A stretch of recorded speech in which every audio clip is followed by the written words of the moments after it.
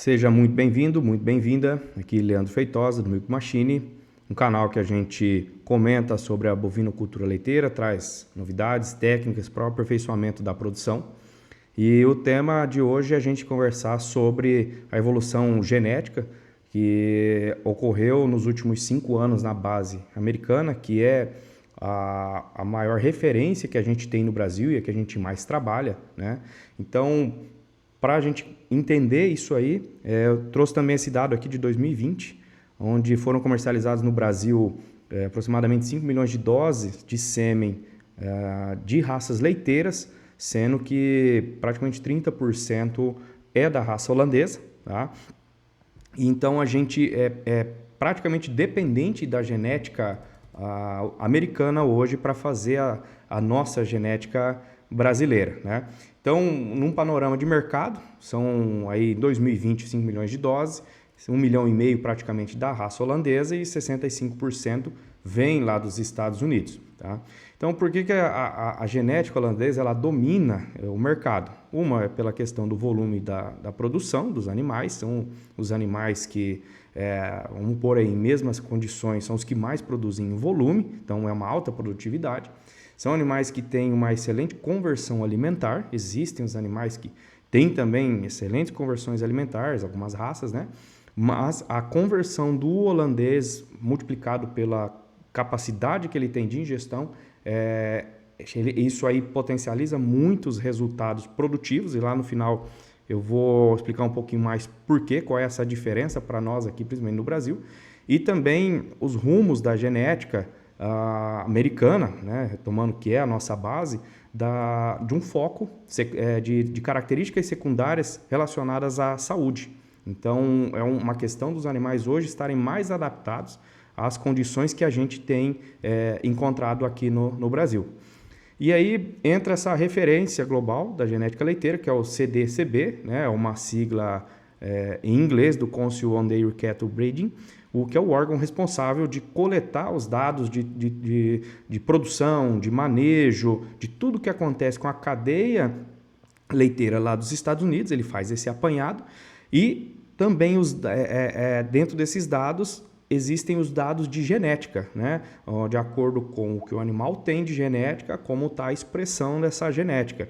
Então, isso aí vai configurar o resultado do que a gente tem no animal, no DNA dele, e o que ele está conseguindo. Então, como são números expressivos, a gente consegue ter uma acurácia, uma confiabilidade muito alta nesse resultado. Então, só que a base genética, o que acontece? Ela é atualizada a cada 5 anos. Então, existe uma diferença entre base genética e existe uma diferença para o que é uma atualização pontual a cada 4 meses. Então, vamos pensar assim, o que é a base genética? A base genética você coloca a média geral, uma fotografia do que está hoje. Qual é a média de produção, qual é a média de vida produtiva, a média de lactações, e em cima disso você gera os números daqueles dados que a gente vê, por exemplo, num catálogo de sêmen, que a gente vê quando faz o genoma de uma vaca, de uma bezerra. Então, quando está zero, aquilo ali significa que o animal ele está na média de todo o padrão americano. Quando a gente tem atualização de prova, que isso aí, por exemplo, o fornecedor de sêmen vai chegar para você e vai falar, a prova foi atualizada, que é em agosto, todo mês de dezembro e todo mês de abril. Então, a cada 4 meses ele atualiza. O que significa? Opa, nesses últimos meses os animais produziram uma média um pouco maior, então a gente tem uma atualização nesse número de quanto houve de acréscimo, de decréscimo perante a média, tá? Só que a cada 5 anos a gente restabelece o quanto é essa média, a partir do que a gente vai comparar. Tá? Então, essa é a diferença em atualização da base e uma atualização de resultado, né? Então, para a gente não ter uma alteração muito constante e para a gente ter ela talvez até mais fixada, ela acontece a cada 5 anos na base americana. Por exemplo, na base canadense, né? Hoje, alguns catálogos vêm lá comparando também às provas canadenses. No Canadá é feito todo ano, mas aí você fica com os números muito flutuantes. Nos Estados Unidos, a cada 5 a gente tem uma referência maior de qual é a base, tá? Então, por isso. E o que isso reflete na gente? Hoje, vi 2025, né, e esse resultado saiu agora, início de abril, ele se refere aos animais nascidos em 2020. Quando saiu lá em 2020, isso era referido aos animais nascidos em 2015. Tá? Então, por que de 2020 para cá, nós já temos os animais com sua primeira, segunda, terceira lactação. Então, quantos desses animais permaneceram, enfim. Então, a base hoje, atualizada para 2025, são dos animais ali nascidos em 2020, ok? Então, essa mudança de base, a gente entende necessária por esse período, ok? Mas por que eu preciso fazer a atualização da base? Eu preciso fazer essa atualização porque senão eu começo a criar números muito grandes e eles perdem a essência da sua referência, que é o quanto que a gente tem de desvio da média. Então, assim, às vezes esse desvio vai ficar muito grande, a gente começa a perder a aplicabilidade desse número, ok? Então, esse é o porquê que a gente faz essas atualizações. Então, o que a gente vai entender quando eu falo que mudou a base? Um exemplo prático, né? Por exemplo, um touro que eu tinha ele lá com 1.750 de positivo para PTA leite, né? Para a produção de leite. E ele agora aparece com 998, né? Baixaram aí 752 libras. Isso aí é um dado por todo o período. Então, quer dizer o seguinte, se você vai comprar um touro a partir de agora e ele aparentemente baixou as libras que ele vinha lá expresso no catálogo, catálogo não, agora é tudo PDF, né? Ainda sou da época do catálogo, que a gente até colecionava aqueles... você pega, não quer dizer que o touro piorou, quer dizer somente que a régua da média subiu. Então, o touro aparentemente caiu após a mudança da base, significa que a média subiu, então eu consumi uma parte daquilo que o touro tinha de positivo, mas a gente percebe que ele ainda vai continuar positivo, ok? Então, ele produzia isso a partir de uma média anterior, a partir da média nova, ele vai continuar positivo, mas vai ser um valor menor, porque a média subiu, a régua subiu. Então, aqui a gente tem, né, como um exemplo, trocar uma régua. A gente tem uma régua de 30 centímetros e começar a trabalhar com uma de 50. Se a gente for ver, não é a escala, né? Não é ali o tamanho do centímetro que mudou, e sim a quantidade, a escala dessa régua, né? Ok, mas o que houve então de avanço realmente nas provas da raça holandesa? A raça holandesa, ela nunca teve um acréscimo tão grande em quantidade de leite produzido, tá? Então, ou seja, a média subiu 750 libras. Todos os animais que tinham 750 libras de leite acima da média, eles voltaram a zero, tá? Só uma pequena correção. Esses 750 libras, elas foram nos 5 anos. Tá? Então foram nos 5 anos que subiram 750 libras de 2000, porque daí eu estou comparando 2020, 2025 com a média obtida em 2020 com os animais nascidos em 2015. Isso corresponde a 150 libras por ano de aumento, e isso corresponde ao nosso leite aqui, um animal com aproximadamente 305, 310 dias de lactação, aproximadamente 2 litros por dia. Então, é muita coisa que subiu a média. Então, lá nos Estados Unidos, os animais estão produzindo, na média, 2 litros a mais por dia do que 5 anos atrás, ok? A gordura também subiu suas 44 libras nos últimos 5 anos, tá? Isso dividido por ano, então são aí praticamente 9 libras por ano de gordura produzida numa lactação. Proteína também subiu, tá? Aqui parecem números pequenos, mas se você for ver, é muita gordura em cima de uma base que já é alta, tá? E a vida produtiva também teve uma expressão significantíssima mesmo, de 2,3 meses, tá? Ou seja, os animais permanecem nos plantéis na média 2,3 meses a mais do que a galera dessa aferição anterior. Então, os animais, isso assim, é numérico, é uma expressão numérica, mas a gente tem que entender o desvio que isso tem em cima da base que já é boa e que a gente está andando a progressão, a evolução genética real desses animais. Tá? A vaca Jersey, o gado Jersey, também teve algumas características que se desenvolveram além da média. Por exemplo, a própria produção de leite, gordura e proteína, ou seja, né, as nossas vaquinhas de manteiga também subiram gordura, também subiram proteína e também subiram vida produtiva. Então não foi somente o holandês, e isso a gente tem graças aos avanços do próprio genoma, né, as assertividades e as equações de acasalamento. A gente entende aí que isso, a gente está no caminho real de produção e os animais vêm respondendo isso daí. Tá? Então, ali é um grosso modo, para 6 ou 7 raças, se não me engano foram 6 raças que foram atualizadas. Tá? No Brasil a gente tem 3 raças que participam, aí, que é o holandês, o Jersey e o pardo suíço. Tá? Então, todas elas subiram a produção, a média da produção. E isso, lembrando, que significa que se eu subir a média daquelas informações que eu tinha até abril, depois elas serão diminuídas dos animais, porque a régua subiu.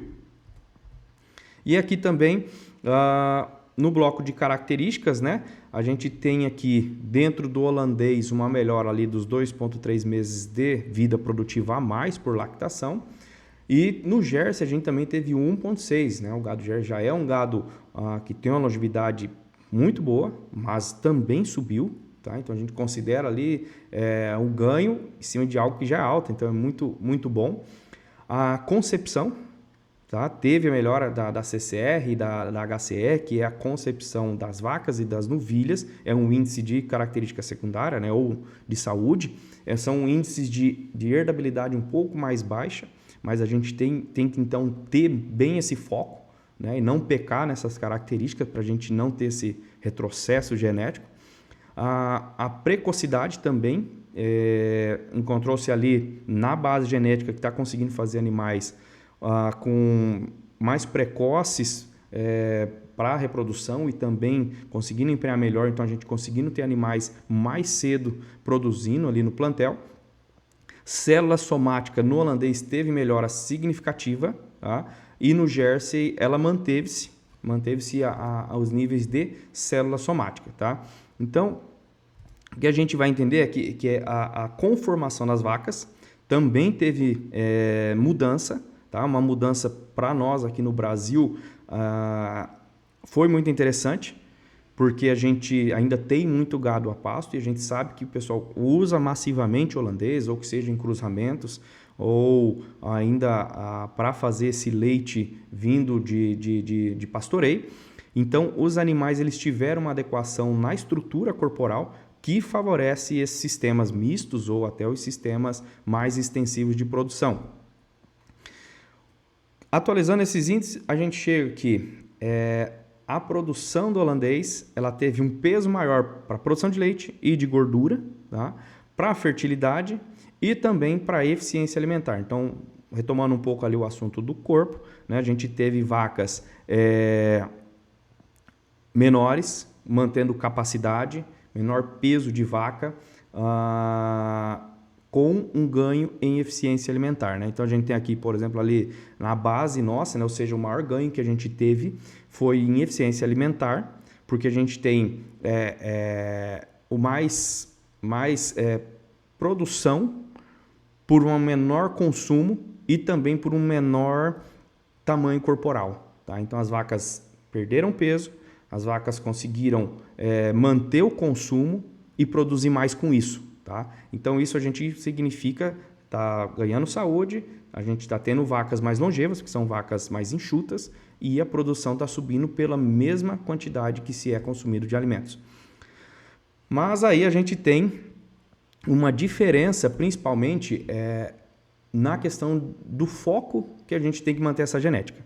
Por exemplo, no Brasil, a gente tem o foco, o pagamento ele é baseado no volume. O volume ele faz toda a diferença, ele é o maior nosso fator multiplicador preço, né, final do leite. Então, ele impacta mais, é o volume entregue, é o que vai impactar mais no final, lá no faturamento do leite. Já nos Estados Unidos, a gente tem pago por quilos de gordura ou quilos de proteína, ou libras, né, de gordura e proteína entregues. Então, chega o volume, mas quanto de gordura e proteína eu tenho dentro desse leite. E aí sim é feito esse cálculo, e aí pago por esses quilos. Você me entregou tantos quilos de proteína, eu vou te pagar tanto, e tantos quilos de gordura eu te pago tanto. Né? Então, isso daí porque lá nos méritos, né, quem conhece um catálogo, quem acompanha, sabe que lá existem os méritos, né? O mérito queijo, o mérito pastagem, o mérito líquido. A conta fica interessantíssima para o americano, mas o nosso foco talvez não seja só em mérito. Lógico que no Brasil tem quem trabalhe em alguns laticínios que pagam muito bem por sólidos, que tem quem tem a própria produção já direcionada para um sistema industrial personalizado, mas o nosso foco, o nosso direcionamento, ele deve se seguir mais pelo lado de volume, enquanto o americano, né, na maioria ou na média, seria mais focado em sólidos. E o que isso vai significar para a gente? Então, a gente tem que entender, a partir dessa atualização, quais são os critérios de seleção que a gente deve estar utilizando. Tá? Por exemplo, como subiu a média, hoje um touro na nova média que está produzindo 1.500, 1.000 libras, é um touro extremamente, porque ele já veio subindo também os 750 libras da média global, né, que subiu a média da base.